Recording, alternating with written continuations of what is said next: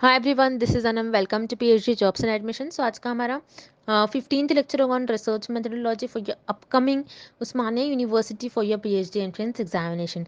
सो जैसे कि मैं आपको बता दूं, उस्मानिया यूनिवर्सिटी के पीएचडी एंट्रेंस एग्जामिनेशन के लिए एप्लीकेशन फॉर्म को फिलअप करने के लिए जो लास्ट डेट है वो है 17 सितंबर 2022। उससे पहले पहले आपको जल्द से जल्द आपके एप्लीकेशन फॉर्म फिलअप कर ही लेना है।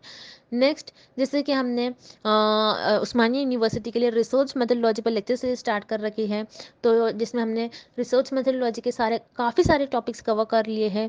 सो यहाँ पर हमारा जो है 40% जो सिलेबस है इस सेशन तक कवर होता है। और इसके बाद अगर आपको सेशंस चाहिए और तो उसके लिए आपको मेरा कोर्स परचेस करना होता है। तो यहाँ तक 15 लेक्चर्स तक आपको ये जो सेशन है ये फ्रीली हम प्रोवाइड करते हैं।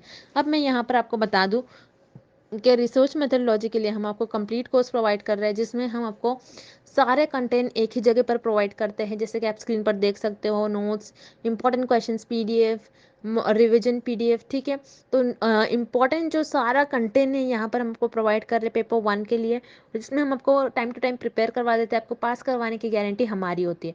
तो इस कोर्स को परचेस करने के लिए स्क्रीन पर जो आपको नंबर नजर आ रहा है उस पर व्हाट्सएप पर जो आपको हमें कॉन्टैक्ट करना है, और आप हमारे ऐप के थ्रू भी स्टडी मटेरियल को एक्सेस करते हो, जिसके लिए लिंक मैंने आपके साथ नीचे comment section as well as description box में भी शेयर कर रखी है। अब ये जो आज का हमारा सेशन है काफ़ी इंपॉर्टेंट है, जिसमें मैंने नल एंड ऑल्टरनेटिव हाइपोथेसिस इस टॉपिक पर आपको कुछ इंपॉर्टेंट एमसीक्यूज कवर करवाया है। नल एंड ऑल्टरनेटिव हाइपोथेसिस आपको एग्जामिनेशन में कंपलसरी 1 और 2 क्वेश्चंस पूछे जाते हैं। कंपलसरी क्वेश्चन है, तो आपको इस सेशन को अच्छी तरीके से देख लेना है। सारे कॉन्सेप्ट मैंने यहाँ पर आपको सॉल्व करवाने की कोशिश करी हो, अच्छी तरीके से सारे एमसीक्यूज को देख लेना है। तो आपको उस्मानिया यूनिवर्सिटी के पीएचडी एंट्रेंस एग्जामिनेशन की अभी तक डेट नहीं रिलीज हुई है। जब भी रिलीज होती है मैं आपको वीडियो के थ्रू नोटिफाई कर दूंगी। और जो आपको एंट्रेंस एग्जामिनेशन में जो आपको सिलेबस फॉलो करना है, क्योंकि कई स्टूडेंट्स मुझे सिलेबस पर कमेंट करते हैं, तो सिलेबस जो फॉलो करना है आपको, उसके लिए आपको यूनिवर्सिटी पर लिंक इन्होंने प्रोवाइड कर रखी है। तो वो लिंक मैंने आपके साथ नीचे डिस्क्रिप्शन बॉक्स में शेयर कर रखी है आपके सिलेबस के लिए। तो उस लिंक पर अगर आप 1 क्लिक करते हो तो आपको ईजिली सिलेबस दिख जाता है। तो आप आपके सब्जेक्ट्स के अकॉर्डिंग वहाँ पर आप सिलेबस रिफर कर सकते हो, ठीक है। तो आई होप कि आपको सारी चीज़ें समझ में आ गई हो। और चलिए आज के सेशन को हम स्टार्ट करते हैं। So let's begin with the MCQs. Video lectures है, थ्योरी और एमसीक्यूज दोनों वीडियो लेक्चर्स हम आपको प्रोवाइड करते हैं। थ्योरी से आपके कॉन्सेप्ट्स को हम बिल्ड करवाते हैं, और उसी के साथ साथ एमसीक्यूज से हम आपको सारे ट्रिक्स बताते हैं कि आपको किस तरीके से ट्रिक्स यूज़ कर एमसीक्यूज को सॉल्व करना है। नोट्स काफ़ी सिंपल लैंग्वेज में नोट्स है। नोट्स में हमने ऐसे पॉइंट्स भी कवर कर रखे हैं जो कि आपके इंटरव्यू में आपके लिए बहुत हेल्पफुल होंगे। उसी के साथ साथ मॉक टेस्ट आपकी प्रैक्टिस होती रहती है। आपको पता लगता है कि आपकी कितनी प्रिपरेशंस हुई है, कितनी और आपकी प्रिपरेशंस बाकी हैं। And 1500 plus MCQs revision PDF, जिसमें इस पीडीएफ में हमने 1500 से भी ज़्यादा इंपॉर्टेंट एमसीक्यूज कवर कर रखे जो कि सेंट्रल और गवर्नमेंट यूनिवर्सिटी में पूछे ही गए थे। तो आपको ज़्यादा से ज़्यादा हमारे इस कंटेंट से ही क्वेश्चंस पूछे जाएंगे। जैसे कि मैंने आपको बता दिया, 100% गारंटी के साथ कंटेंट हम आपको प्रोवाइड करते हैं। सो आपको सारी आपकी पास करने की रिस्पॉन्सिबिलिटी हमारी होती है। तो आपको ज़्यादा टाइम वेस्ट नहीं करते हुए आपकी प्रिपरेशंस को स्टार्ट करनी है। स्क्रीन पर दिए गए नंबर पर आपको व्हाट्सएप के थ्रू हमें कॉन्टैक्ट करना है। नॉर्मल कॉल इस नंबर पर नहीं लगेगा, याद रखिएगा, व्हाट्सएप के थ्रू ही हमें कॉन्टैक्ट करना है। और आप हमारे ऐप के थ्रू भी स्टडी मटेरियल को एक्सेस कर सकते हो। सो ऐप को एक्सेस करने की लिंक मैंने आपके साथ comment section as well as description box में भी प्रोवाइड कर रखी है, जिससे कि आप 1 क्लिक में ही वहाँ से हमारे ऐप के पर 1 क्लिक पर से ही हमारे स्टडी मटेरियल को एक्सेस कर पाओगे। So that's it and let's begin with the video. First question, a dash hypothesis is a hypothesis that says there is no relationship between the dependent and the independent variables. Okay, so students, इस question में हमें find out करना है कि ऐसी कौन सी hypothesis है that says कि डिपेंडेंट एंड इंडिपेंडेंट वेरिएबल्स के बीच में कोई रिलेशन नहीं होता है। Okay, so here what is hypothesis? Hypothesis क्या होता है? हाइपोथेसिस इज नथिंग बट एक टेंटेटिव स्टेटमेंट होता है, और यू कैन से एक टेम्पररी स्टेटमेंट होता है जो रिसर्चर अपने प्रिडिक्शन और गेसेस के बेसिस पर एक स्टेटमेंट देते हैं। So yes, hypothesis statement researcher अपने रिसर्च क्वेश्चन के बेस्ड पर देते हैं। So here what is research question? Research question क्या होता है? जैसे फॉर एग्जांपल, हम एग्जांपल के थ्रू समझते हैं। रिसर्चर को ये फाइंड आउट करना है कि what is relationship between mass and Covid spread. Okay, so यहाँ पर रिसर्चर को फाइंड आउट करना है कि मास्क और कोविड स्प्रेड के बीच में क्या रिलेशन है। सो रिसर्चर इस रिसर्च क्वेश्चन के बेस पर कुछ हाइपोथेसिस डेवलप करेंगे। ओके, अपने प्रिडिक्शन और गेसेस के बेसिस पर। सो यहाँ पर फर्स्ट केस क्या हो सकता है? रिसर्चर क्या गेस कर सकते हैं? अगर आप मास्क ज्यादा पहनते हो तो हो सकता है आप में कोविड स्प्रेड ज्यादा हो। Okay, then the next hypothesis can be, अगर आप मास्क कम पहनते हो तो हो सकता है अगेन कोविड स्प्रेड ज्यादा हो। ओके, द थर्ड वन, ऐसा भी हो सकता है कि मास्क और कोविड स्प्रेड में कोई रिलेशन ही ना हो। ओके, सो हियर स्टूडेंट, जैसे आप देख रहे हो मास्क के इफेक्ट को हम कम ज्यादा कर रहे हैं, that's why here mask is independent variable, और मास्क का इफेक्ट हम कोविड स्प्रेड पर देख रहे हैं, that's why here Covid spread is dependent variable. So yes, यहाँ पर आप देख रहे हो थर्ड हाइपोथेसिस में जहाँ पर रिसर्चर ने ये कहा है कि मास्क और कोविड स्प्रेड में कोई रिलेशन नहीं है। सो रिमेंबर स्टूडेंट्स, जब इंडिपेंडेंट और डिपेंडेंट वेरिएबल्स के बीच में कोई रिलेशन नहीं होता है, then the hypothesis is known as null hypothesis. Okay, और रिमेनिंग हाइपोथेसिस है जैसे आप देख रहे हो फर्स्ट और सेकेंड ऑप्शन में जो हाइपोथेसिस है जहां पर रिसर्चर कह रहे there is relation between independent variable and dependent variable, जब वेरिएबल्स के बीच में कुछ ना कुछ रिलेशन होता है, that is known as alternative hypothesis. और जब भी वेरिएबल्स के बीच में कोई रिलेशन नहीं होता है, that is known as null hypothesis. So remember students, from exam point of view, null hypothesis की आपको अगर डेफिनेशन पूछा गया, कोई फीचर पूछा गया, सो आपको नल हाइपोथेसिस में ये वर्ड्स याद रखना है, no not, negative words. Okay, जैसे नो और not.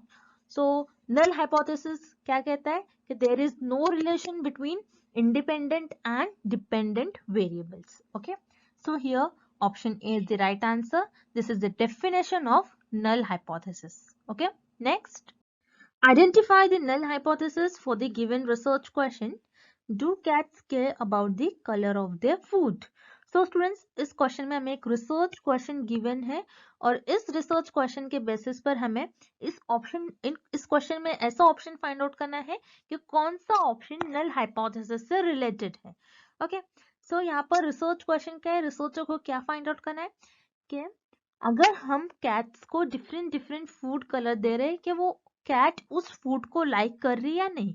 Okay, so here food colour is independent variable, because food का कलर हम चेंज कर रहे हैं, that's why here food colour is independent variable, और फूड कलर्स का हम कैट के लाइकिंग पर इफेक्ट देख रहे हैं, that's why here cat liking is dependent variable. Okay, so yes, हमें फाइंड आउट करना है कि कौन सा option is related with the null hypothesis. Okay, so let's see option A, yes cats like dark color food. So here students option A is incorrect because here option A में ये कहा गया कि yes cat जो है dark food colors को like करती है। Here word is yes. Yes means कुछ ना कुछ relation है और you can say जो cats है वो dark food color को like करती है। That means here option A it is an example of alternative hypothesis because alternative hypothesis कहती है कि yes इन variables के बीच में कुछ ना कुछ relation है। Okay, then here option B, cats like brown color food. So yes, here again option B is incorrect because यहाँ पर रिसर्चर ने अगेन ये कहा है, इस ऑप्शन में ये गेसेस किया है कि कैट जो है ब्राउन कलर फूड लाइक करती है, मीन्स यस कलर और कैट के लाइकिंग में कुछ ना कुछ रिलेशन है दोनों वेरिएबल्स के बीच में। Again here option B is related with alternative hypothesis. Okay, that's why here option A and B both are incorrect. Okay, then here option C, cats express no food preference based on color. Okay, so what is option C? आप फिर से read कीजिए, अब अगर आप बार बार read करोगे तो आपको खुद ब खुद आंसर इजीली नोन हो जाएंगे कि आंसर क्या होगा। cat express no food preference based on color, so here word came no. So remember students, जैसे मैंने आपको पिछले क्वेश्चन में कहा था नल हाइपोथेसिस, जब भी वर्ड नल हाइपोथेसिस आएगा सो नल मीन्स नो नॉट, जैसे कोई ऑप्शन में नेगेटिव वर्ड आ रहा है that means yes it is an example or it is an example of null hypothesis or this statement is related with the null hypothesis. जहां पर यह option C में यह बताया गया है कि जो फूड कलर है, फूड कलर और कैट के लाइकिंग, ये दोनों भी वेरिएबल्स जो है, इन वेरिएबल्स के बीच में कोई रिलेशन नहीं होगा.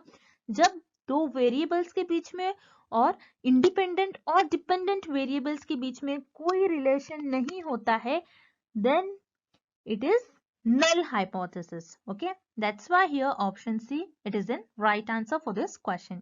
Next, so students, again इस क्वेश्चन में हमें two statements given है और हमें इस क्वेश्चन में find out करना है which statement is related to null hypothesis. Okay, so here what is first statement? Lung problems are caused by smoking. Okay, so yes, statement 1 क्या बता रहा है हमको कि अगर आप स्मोकिंग करते हो तो हो सकता है आपका लंग प्रॉब्लम, आपके लंग्स में कुछ ना कुछ इफेक्ट हो, आपको लंग प्रॉब्लम से सफर करना पड़ेगा अगर आप स्मोकिंग ज्यादा कर रहे हो तो. ओके, सो यहाँ पर स्टेटमेंट 1 में आप देख सकते हो कि कुछ ना कुछ रिलेशन है स्मोकिंग और लंग प्रॉब्लम के बीच में. ओके, दैट्स व्हाई हियर जो आपका फर्स्ट स्टेटमेंट है, it is an example of alternative hypothesis. Okay, then here second statement is lung problems are not caused by smoking. So statement 2 में आपको given है कि smoking and lung problem के बीच में कुछ relation नहीं है. Okay, so जब भी कोई variables के बीच में relation नहीं होता है, so yes, that means ये statement आपका क्या हो जाएगा? Null hypothesis. Okay, so yes, here option B is the right answer. Here statement 2 is related to null hypothesis. Okay, next question. Women are better drivers than men. Which among the following is above statement related to?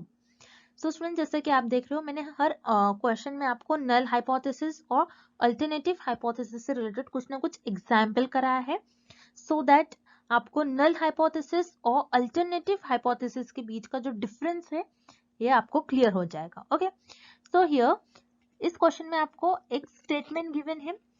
What is this statement? Women are better drivers than men. Okay, so ये statement बता रहा है women drivers are better than men drivers. Means आप देख रहे हैं आपको ये स्टेटमेंट में कुछ ना कुछ रिलेशन बताया है कि वीमेन ड्राइवर जो है this is better than main driver. So remember student, जब भी वेरिएबल्स के बीच में कुछ ना कुछ रिलेशन हो, that means it is alternative hypothesis. whereas null hypothesis means there is no relationship between the variables. Okay, so here in this question, इस स्टेटमेंट में कुछ ना कुछ रिसर्चर ने रिलेशन बताया है women drivers and men drivers के बीच में. That's why here option B is the right answer. This is the example of alternative hypothesis. Okay, next. Identify the alternative hypothesis for the given research question. Are teens better at math than adult? So students, इस question में हमें एक research question given है और इस question में हमें find out करना है कौन सा option is related with alternative hypothesis on the basis of this research question. Okay, so यहाँ पर आप देख रहे हो रिसर्च क्वेश्चन एक गिवन है और रिसर्चर को यहाँ पर फाइंड आउट करना है कि यहाँ पर एज एंड मैथमेटिकल एबिलिटी, इन दोनों वेरिएबल्स के बीच में क्या रिलेशन है. ओके, कुछ ना कुछ रिलेशन है या नहीं, रिसर्चर को ये फाइंड आउट करना है. So here first option is age has no effect on mathematical ability. So आपको फर्स्ट ऑप्शन में गिवन है कि एज और मैथमेटिकल एबिलिटी, एज का कोई इफेक्ट नहीं होगा मैथमेटिकल एबिलिटी पर. मीन्स एज और मैथमेटिकल एबिलिटी के बीच में कोई रिलेशन नहीं है. That's why here option is incorrect, because इस क्वेश्चन में हमें अल्टरनेटिव हाइपोथेसिस से रिलेटेड ऑप्शन फाइंड आउट करना है. So here option A, it is an example of null hypothesis. Okay, then here option B, there is no relationship between mathematics and age. So again option B में given है कि age और mathematical ability, ये दोनों variables के बीच में कोई रिलेशन नहीं है. That's why here option B is also incorrect and option B is also an example of null hypothesis. Okay. Then here option C, adults have better mathematical ability than teens. Okay. So यहाँ पर इस option में हमें बताया गया है कि जितनी ज्यादा एज होगी अडल्ट में, जितनी ज्यादा एज होगी उतनी ज्यादा उनका मैथ्स अच्छा होगा then teens. Teens means teenager, जिनकी एज बिलो 18 ईयर्स है. ओके. सो यस, इस ऑप्शन में हमें बताया गया है कि adults have better mathematical ability, means adults have better mathematical ability than teens. Okay. Means यहाँ पर एज और मैथमेटिकल एबिलिटी, इन वेरिएबल्स के बीच में कुछ ना कुछ रिलेशनशिप है. That's why here option C here is the right answer. It is an example और it is the statement related with alternative hypothesis. That's why here option C is the right answer. Okay, moving on to the next question. If my null hypothesis is Dutch people do not differ from English people in height, what is my alternative hypothesis? So students, इस question में हमें null hypothesis से related एक statement given है और इसी statement को देखते हुए हमको अल्टरनेटिव हाइपोथेसिस के कौन कौन से स्टेटमेंट पॉसिबल हो सकते हैं ये हमें फाइंड आउट करना है. सो हियर नल हाइपोथेसिस से रिलेटेड क्या स्टेटमेंट गिवन है हमें? Dutch people do not differ from English people in height. Means Dutch people की जो हाइट है एंड इंग्लिश पीपल की हाइट, दोनों की हाइट क्या है? डिफरेंस नहीं है, कोई डिफरेंस नहीं है डच पीपल की हाइट में और इंग्लिश पीपल की हाइट में. So this is an statement और you can say this is statement about null hypothesis. Then इसी स्टेटमेंट को देखते हुए हमको फाइंड आउट करने के अल्टरनेटिव हाइपोथेसिस के कौन कौन से स्टेटमेंट पॉसिबल हो सकते हैं. So here first option, Dutch people are taller than English people. So here जैसे आप देख रहे हो वर्ड टॉलर, मीन्स यहाँ पर आपको ये जो स्टेटमेंट है यहाँ पर डच पीपल की हाइट में और इंग्लिश पीपल की हाइट में कुछ ना कुछ आपको रिलेशन गिवन है कि डच पीपल की जो हाइट है ये ग्रेट टॉलर है, डच पीपल टॉलर है then English people. Okay, means here option A is correct about alternative hypothesis. Then here option B, English people are taller than Dutch people. Again ये भी option A की तरह similar ही है. क्या है? English people is taller, English people are taller than Dutch people. Okay. So again option B में भी ये English people and Dutch people, ये दोनों वेरिएबल्स के बीच में हमको कुछ ना कुछ रिलेशन गिवन है. That's why here option B is also correct about alternative hypothesis, or you can say this is the statement about alternative hypothesis. Then here option C, Dutch people differ in height from English people. Means यहाँ पर आपको option C में given है कि Dutch people की height और English people की height में कुछ ना कुछ डिफरेंस तो है. ओके, मीन्स कुछ ना कुछ रिलेशन है. ये नहीं पता है कि कौन किससे टॉलर है कौन किससे शॉर्टर है, बट कुछ ना कुछ उनमें उनकी हाइट में कुछ ना कुछ डिफरेंस है. That's why here option C is also correct because alternative hypothesis भी हमें ये कहता है कि कुछ ना कुछ रिलेशन है whether it is tall or short. Okay, that means here option A, B and C are correct. So here correct option is option D. All of these statements are plausible alternative hypothesis. So here plausible means possible. ये सारे options or you can say option A, B, C सारे statement possible है for alternative hypothesis. That's why here option D is the right answer. Okay, next question. Null hypothesis is denoted by. So students ये एक fact based question है. सो यहाँ पर हमको find out करना है कि नल हाइपोथेसिस को हम किस सिंबल से डिनोट करते हैं. सो यस, नल हाइपोथेसिस को हम H0 सिंबल से डिनोट करते हैं और यू कैन से इसको हम H0 भी कहते हैं. Okay, so here option A is the right answer. Null hypothesis is denoted by H0 और H0. Okay, next, alternative hypothesis is denoted by. So students इस क्वेश्चन में हमें अल्टरनेटिव हाइपोथेसिस को हम किन सिंबल से डिनोट करते हैं हमें ये फाइंड आउट करना है. सो जैसे हमने प्रीवियस क्वेश्चन में देखा था कि नल हाइपोथेसिस को हम H0 और H0 सिंबल से डिनोट करते हैं. That's why here option C is incorrect.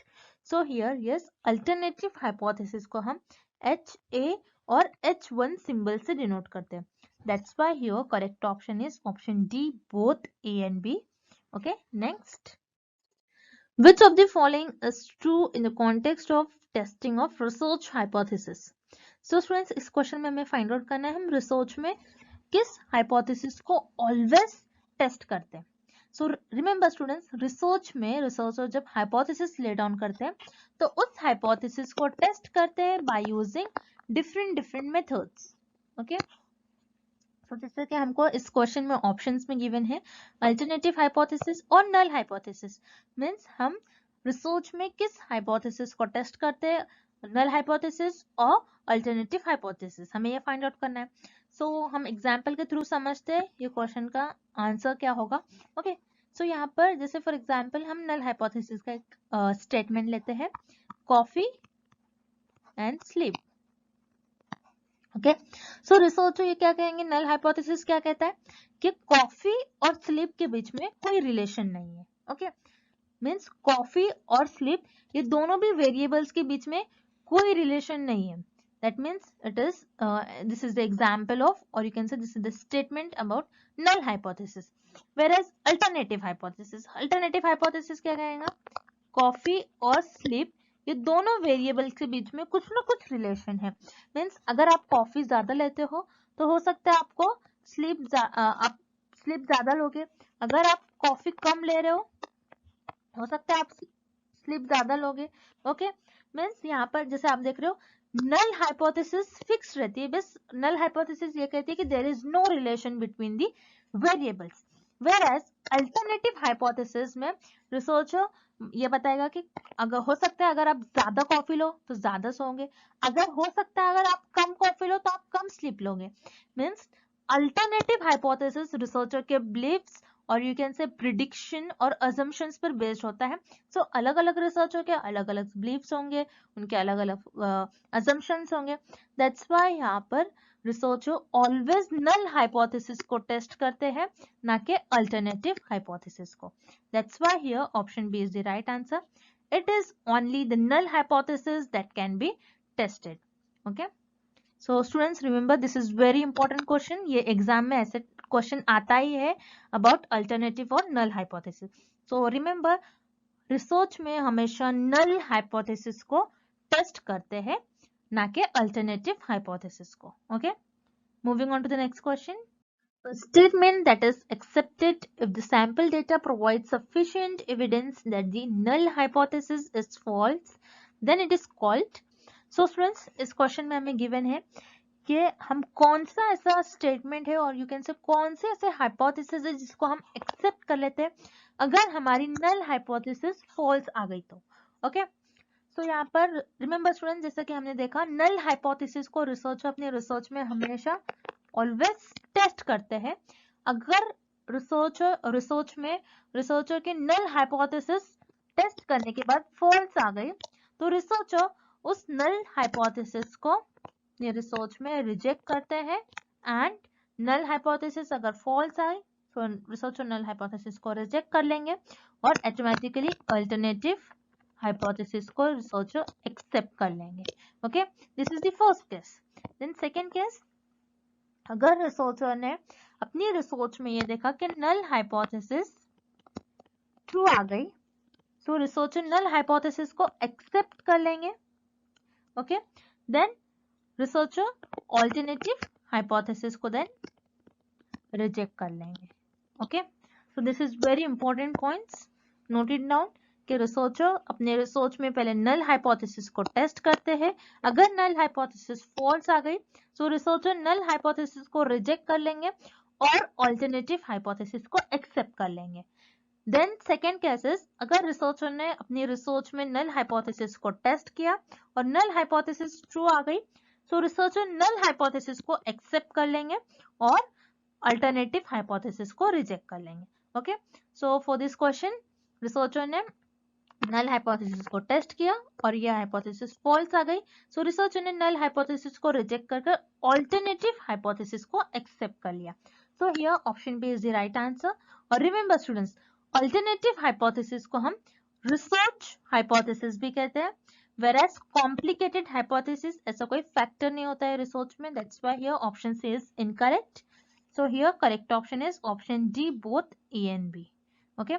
So students, I hope the concept of null and alternative hypothesis is clear to everyone, and thank you for watching this session.